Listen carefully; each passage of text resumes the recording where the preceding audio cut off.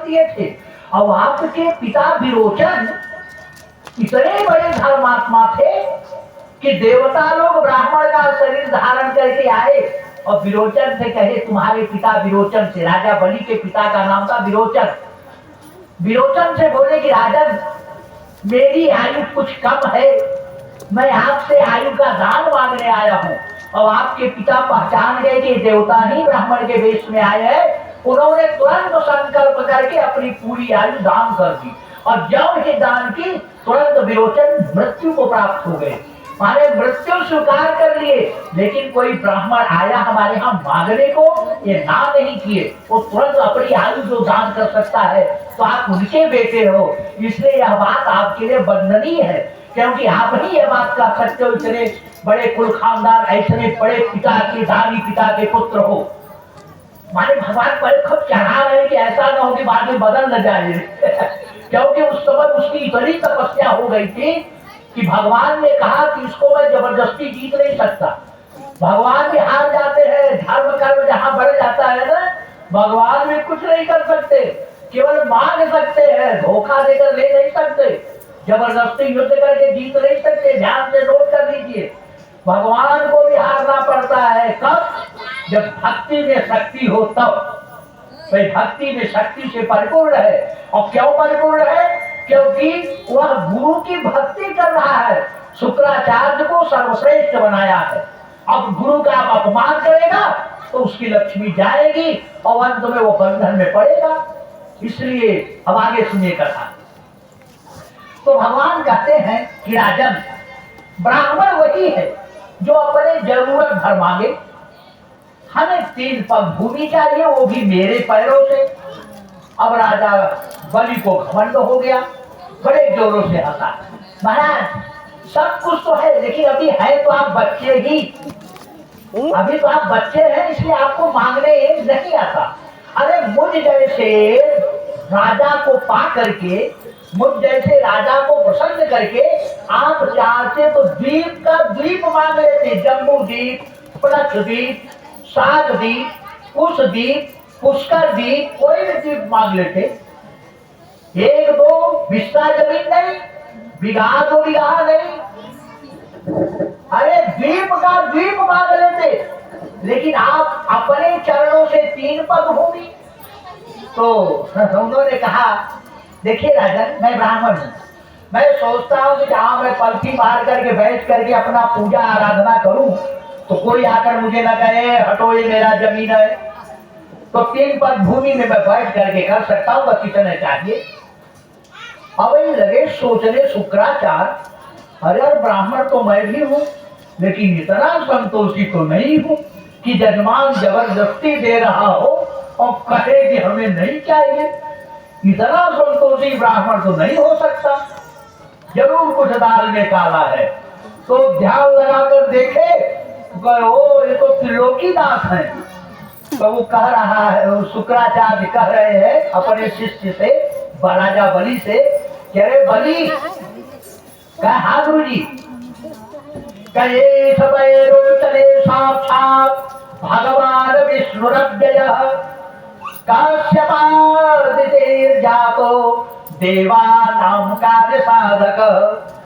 अरे राजा बलि, वैरोचने, वैरोचन बाद विरोचन के पुत्र, अरे विरोचन के पुत्र राजा बलि ये साक्षात भगवान विष्णु है, ये साक्षात भगवान है। और कश्यपादितो देवानां कार्य साधक, देवताओं का कार्य सिद्ध करने के लिए कश्यप और अदिति से अवतरित होकर अभी अभी चले आ रहे हैं। और तुमसे ये 3 पग भूमि जो मांग रहे हैं, मांगेंगे 3 पग। और वेद में एक मंत्र लिखा है, उसे सुनाऊं राजा बलि? राजा बलि ने कहा हाँ गुरु जी सुना दीजिए। क्या उसका अर्थ यह है, इदं विष्णु विचक्रमे त्रिधानी दधे पदम समूढ़स्य पार्वंसुरे स्वाहा। इस मंत्र का अर्थ है कि एक बार भगवान 3 पग भूमि मांगेंगे। इदं विष्णु विचक्रमे, यही विष्णु, यही है, आ गए हैं तुम्हारे यहाँ। त्रिधानी दधे पदम, ये 3 पग भूमि मांगेंगे। जब 3 पग भूमि मांगेंगे, जब आप नहीं दोगे तो आपको नरक में भी डालेंगे। पीठ पर भूमि आप दे नहीं पाओगे इनको, इनके पैर बहुत बड़े हैं।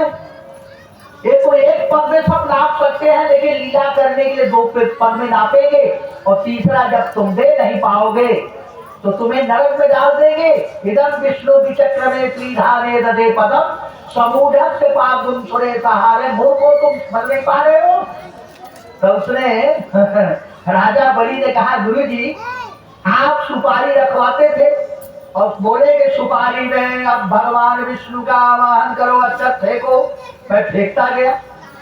आप गुरुजी हैं, आपने कहा सुपारी में भगवान आ गए, हमने विश्वास कर लिया और मैं पूजा किया। अब आप वही बता रहे हैं कि साक्षात विष्णु वे हैं, तो अब यदि साक्षात विष्णु आ गए गुरुजी हैं, कहाँ सुपारी में आते थे और कहाँ मैं अपनी आंखों से देख रहा हूँ, तो ऐसे विष्णु को कैसे छोड़ दूं। और इनको तो आप कहते थे कि दक्षिणा चढ़ाओ, इनको दक्षिणा चढ़ाओ हैं, और ये मुझसे मांग रहे हैं कि मुझे दक्षिणा दो। हाँ, सोचिए। तो जरा इनको तो मैं दूंगा जरूर। नहीं समझते, मैं सब तुम्हारा गड़बड़ कर दूंगा। समझा रहे हैं, क्या कहते हैं, स्त्री सुनर्म विवाहे मृत्यर्थे प्राण संकटे गो ब्राह्मणार्थे हिंसायाम नानृतम शाब्द भक्षितम। अरे राजा बलि, स्त्री सु नर्म, कहाँ कहाँ झूठ बोला जाता है। गुरुजी सिखा रहे हैं अपने चेले को, आप लोग भी सीख लीजिए, काम देगा। स्त्री सु नर्म, अपनी धर्म पत्नी को प्रसन्न करने के लिए आप झूठ बोल सकते हैं। पत्नी ने कहा कि आप आते समय जरा एक साड़ी लेते आना, और मान लीजिए आपके पाकिट में पैसा नहीं था, या आते समय आप भूल गए। आए घर पर, आपकी पत्नी बोली, लाए साड़ी? अरे मैं कई दुकान देखा, और आप देखे होंगे कई, एक भी दुकान में भूल गए या पैसा नहीं था। मैं कई दुकान देखा, मुझे कलर ही पसंद नहीं आया, और मैं सोच रहा हूँ कल तुम्हें साथ में लेकर चलूंगा, साथ से तुम्हें जो पसंद आएगा वो ले लेना। मैं लेकर आता तो फिर तुम नाक भाव सिकोड़ती, इसलिए मैं नहीं लिया। तो पत्नी से आप झूठ बोल दिए। स्त्री सु नर्म, अपनी धर्म पत्नी को प्रसन्न करने के लिए आप झूठ बोल दीजिए, उस झूठ बोलने का पाप नहीं लगेगा। विवाहे च, लड़की लड़के का विवाह कराना है, खूब बढ़िया झूठ बोलिए लच्छेदार भाषा में। लड़की बड़ी सुंदर, बड़ी करवैया है, गऊ है, जब तू पुकारती है।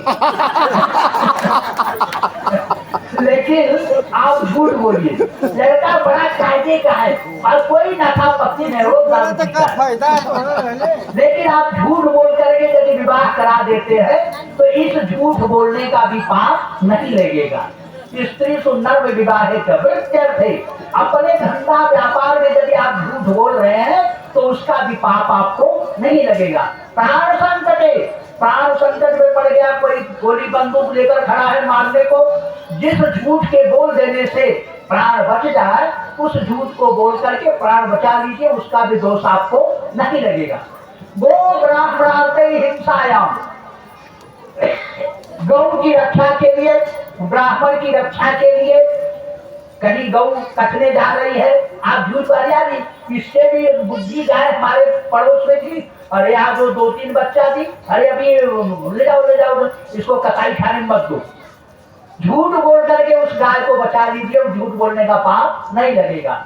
अगर ब्राह्मण की जीविका जा रही है तो उस ब्राह्मण के जीविका को बचाने के लिए आप झूठ बोल दीजिए, उस झूठ का आपको पाप नहीं लगेगा। भागवत कर रही है, माने शुक्राचार्य अपने शिष्य राजा बलि को सुना रहे हैं। तो स्त्री सुंदर में विवाहे वृत्ते प्राण संकटे वो ब्राह्मणाते हिंसायाम नान्यतम शाब्द मुक्षितम। तो इस तरह से जब भगवान ने ये सब बातें हो गई और राजा बलि ने कहा, नहीं गुरुजी, अब मैं मानूंगा नहीं, मैं दूंगा। तो ठीक है, तो दे दीजिए, कोई बात नहीं। अब संकल्प जब करने के लिए बैठे, विष्णु विष्णु विष्णु होने लगा।